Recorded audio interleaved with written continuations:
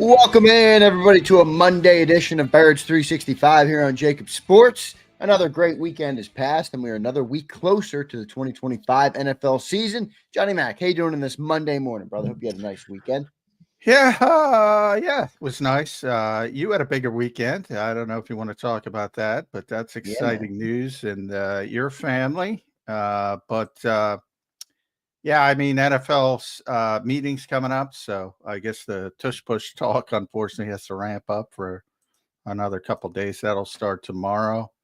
Um, and Eagles lose another scout, so that's something we can talk about during the show. But yeah. And on-field OTA starting later this month, so we'll finally get back on the field. Actually, a week from tomorrow, it's the Eagles' first on-field OTA. There you go. So a week from tomorrow, later this week, John mentioned you got the NFL owners meetings. I expect a verdict on the tush push this week at some point. So we'll get that. And then John mentioned also the scout that left. John, we talked about one scout who left, Brandon Hunt, on Friday. Then right after the show ended, another one was gone. So we'll talk about that in a second. You mentioned the big news in my family. So everybody knew I was down here in Cape May, had a bunch of yard work to do. Well, when the phone rings, John, and your sister-in-law and your brother go into labor, and they had their first child. So my niece was born 12:46 in the morning yesterday, Johnny Mac. So my fourth niece or nephew, and first really of the inner Krauses. So very exciting news, though, for my brother who had his first child. A beautiful thing, John.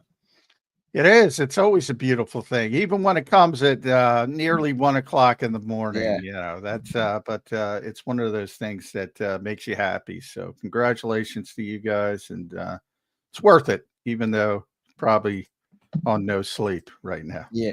No, it was great. Though. It was absolutely great to see my brother and his wife in the hospital. She was a trooper, a stormtrooper, so she did a really good job. But congratulations to them.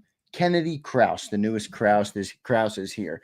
So good stuff for them. Johnny Mac, let's get into real quick. Let's just set the stage for the week with those owners meetings. You said they kick off tomorrow. I know. When do we expect a verdict on this tush push? By Thursday, you think? Is it by Wednesday? How It's fast only 2 days, so we'll know by Wednesday at the latest. And Roger Goodell is going to speak at the end of it, so certainly by that point we'll know. So I will say, for the hopeful people, and I remain unhopeful, but we don't know. There hasn't been much hype about it. There's been more hype about the seating change, which,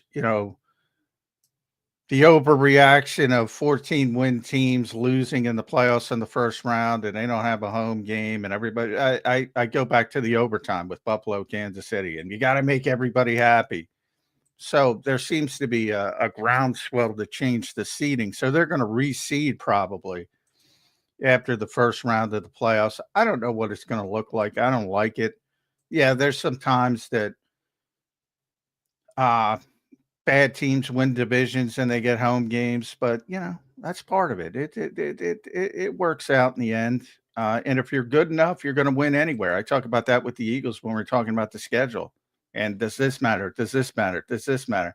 It all matters if you're in the parity-driven world that they're trying to draw everyone to. But if you're really, really good, doesn't matter. You're going to win. On the road, in Europe, in Brazil, you're going to win. So it's dependent on where you are as a team. But looks like they're going to change the seeding rules, which I'm not a fan of. I'm not a fan. I'm not a fan of either. Don't you think, John, it takes away a little bit of the meaning of winning your division? Now, I get why they're doing it, but I don't know. I felt like the seating setup was perfect. John, you talk about the over legislation in this league. They always got to fix something, brother. They always got to fix something because somebody complains. There's an old Family Guy gag, many Family Guy gags.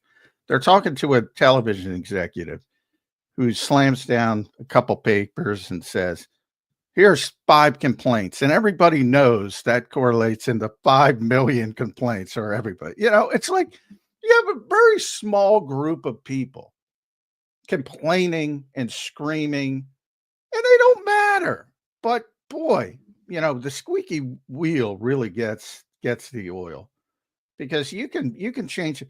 And the same thing happened with Buffalo and Kansas City, in the overtime rules, and then all these unintended consequences. Then they had to change the rules again because they screwed up, and they had different rules for the regular season. And you didn't need to change it in the first place. But 5 people complained, and as everyone knows, that equates to 5 billion people, according to these businesses, even as large as the NFL, that are scared of their own shadow. There's got to be something that they use as a barometer for that outside of the complainers. Like, do they not look at the success of the playoffs and the ratings in the recent years and just I say, don't think hey, I know you guys might not love it. It's not going to fit everybody's mold, but it's working pretty good right now. We're not going to make a shift here, but they don't seem to do that. I wish I could come up with something else, but I don't see something else. I mean, they're bulletproof. We've talked about, there's a lot of problems with this league as far as what they should fix, but it doesn't matter because people complain all the time. They complain about the officiating, number one. Oh, it's egregious. I'm never going to watch again. And then next week or next year, they're right back there in front watching the product. They're not going away. Interesting. We didn't talk about the Olympics and flag football. Boy, that's the biggest danger to professional football. I firmly believe that. You mean the Olympics? I let flag football. We're going that direction.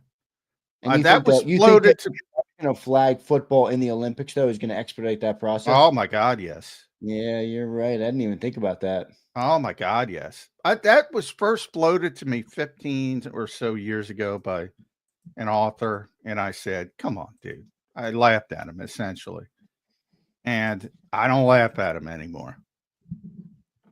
That's where we're headed. I firmly believe that. And what's going to be the rule with the NFL players? Aren't they already trying to restrict how many can play in there or anything? Yeah, I mean, they're gonna allow some players to play, and obviously flag football, you're talking about quarterbacks, receivers, cornerbacks, blah blah blah. You're not talking about offensive linemen, but it should be fine. It'll end right as training camp's beginning, so maybe a couple guys miss a couple games, but yeah, they're going to limit, but that'll limit itself. Boy, I don't know about you, but I'm not interested in that at all. No, flag football? I'm not interested in flag football. Well, I mean, Olympic flag football. I'm not interested at all. No, I'm not either. I would, see, here's the tough part about it. You're going to be like, and this is why it works. I don't know. I mean, you're telling me there's football on, I might explore it. I might have to go and watch it. Well, I might watch a little bit. I watch a little bit of the UFL every year, or the XFL, and I'm like, all right. The Olympics, you get the countries, you get everything. Well, that's what I mean. And volleyball. Well, football's there. I'll watch football. And the Olympics are a much bigger deal than a minor league football thing. So yeah, right. The Olympics are part of it because people are going to watch it, and it is expediting where we're going. Like, we're going there. I don't even. I mean, unless society changes, which ain't happening, we're going there. We're going there. Are they adding an LFL as well for those who remember what the LFL was? I don't think it's going to be the lingerie football league because that's too. John knew. That's too sexist, but yeah. No, I mean, well, listen. There's men's volleyball and there's women's volleyball. No, but they don't. But they don't.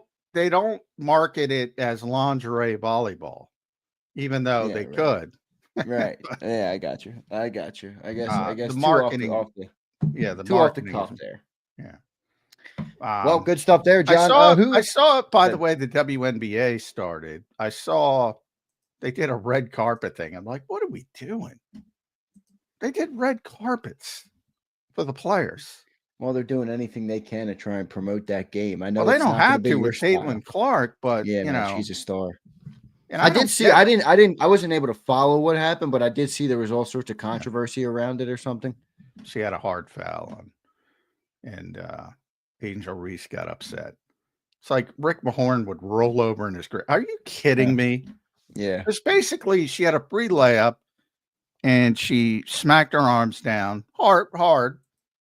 Yeah, basically what you do, either give up the free layup or make him make 2 free throws. It's called an NBA foul. Yeah, it's a good A foul. smart NBA foul. And like I said, Rick Mahorn would have put you in the ICU with that kind of foul. But boy, that game has changed. Well, good stuff there. John, I want to talk about that scout. Who's the scout? Jordan Dizon, I think it's pronounced. I'm not sure how it's pronounced. Dizon is his name, Jordan Dizon. He left after the show on Friday, so we didn't have a chance to talk about it on Football Friday. What do you make of that? Another front office guy, John, gone from the Philadelphia Eagles front office. Yeah, you know, he's from Hawaii, as I think you mentioned, but he's really a Colorado guy. He went to Denver. He went back to Denver, the Denver Broncos. He went to school at Colorado, the University of Colorado. Worked for the Broncos for like 8 years before he came to the Eagles. So he had an opportunity to go back. He was the Eagles national scout. So younger, down on the food chain from, say, Brandon Hunt or Anthony Patch, but still, it's another member of the personnel department. You're going to have to repopulate that thing a little bit, and we'll see. The Eagles will do that probably by next month. They'll announce what they do, but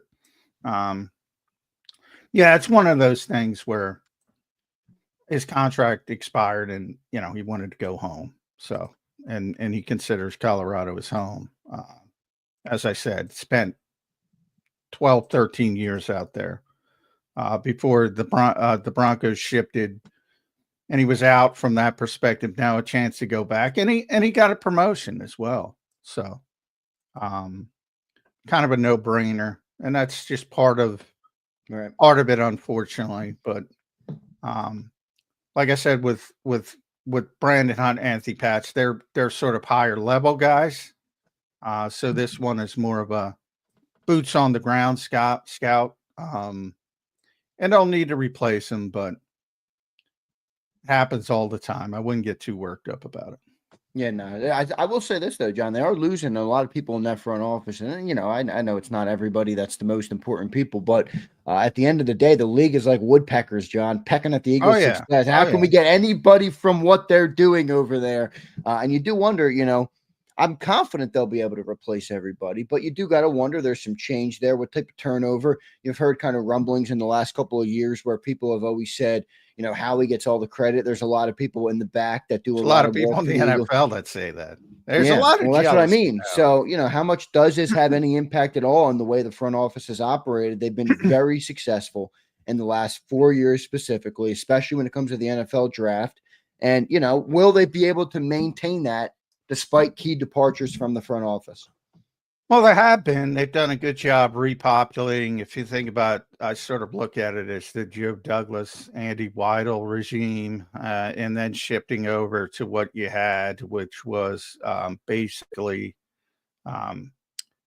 starting to leave the latest group when he brought Brandon Hunt and Chuck Walls in a couple years ago, and now Brandon's left. So they've done a good job in the past about doing it.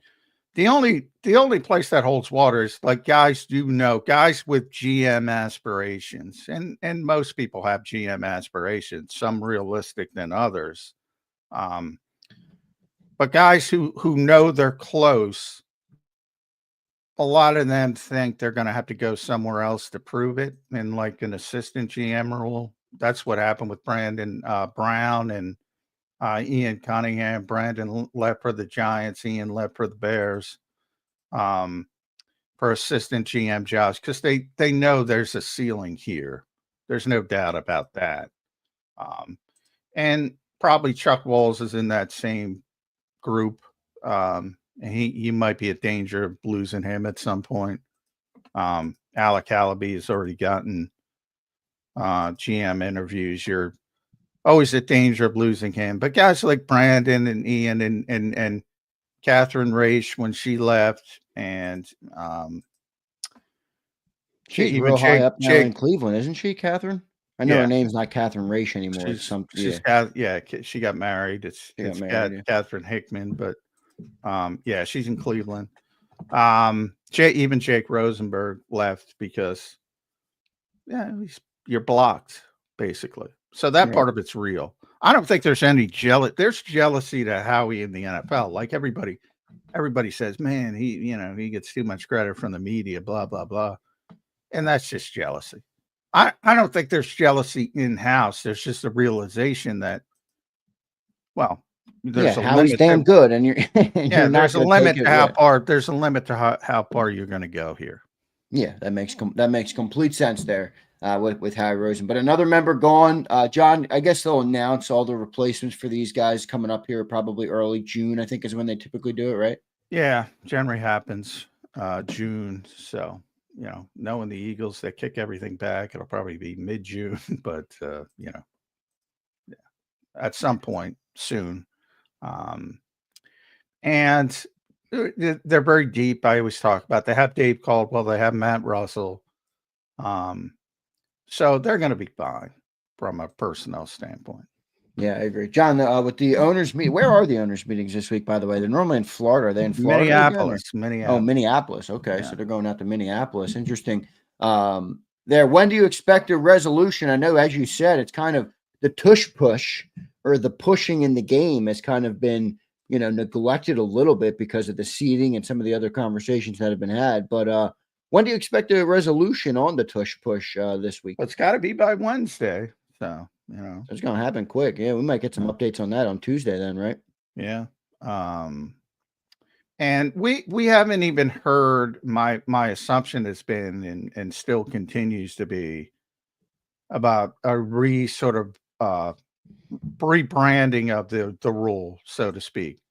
Like I've always said, they're never going to pass the Green Bay Packers version that people are all upset about. That consider, you're singling out one play, never going to pass. If they don't change it, never going to pass. I've said that from day one. If they change it, and I haven't, again, that's the part that is a little bit strange to me. I've heard more about the seeding stuff coming into the meetings than the pushing stuff. If they change it to the 2005 rule, as Roger Goodell expressed at the end of the spring meeting, then they'll pass it. But we got to see what have it they looks changed like it though. Has that phrasing been changed? Have not seen what they're going to put in front of the owners.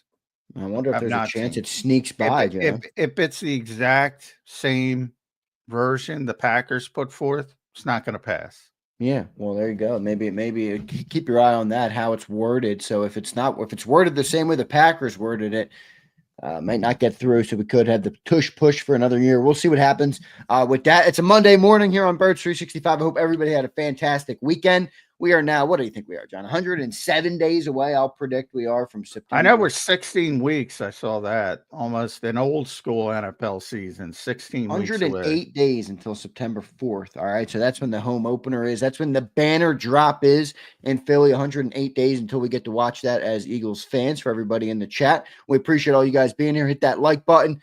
Hit that subscribe button if you're new to the channel. And drop your comments in the chat or down the video down below if you're watching after the fact. We appreciate all of you guys for being here. It's Monday. That means we got Jeff Kerr, the great Jeff Kerr from CBS Sports. Looking forward to talking to Jeff. He joins us right now here on Birds 365. You can give him a follow on X at Jeff Kerr CBS and read all his work at cbssports.com. Jeff, how you doing on this Monday?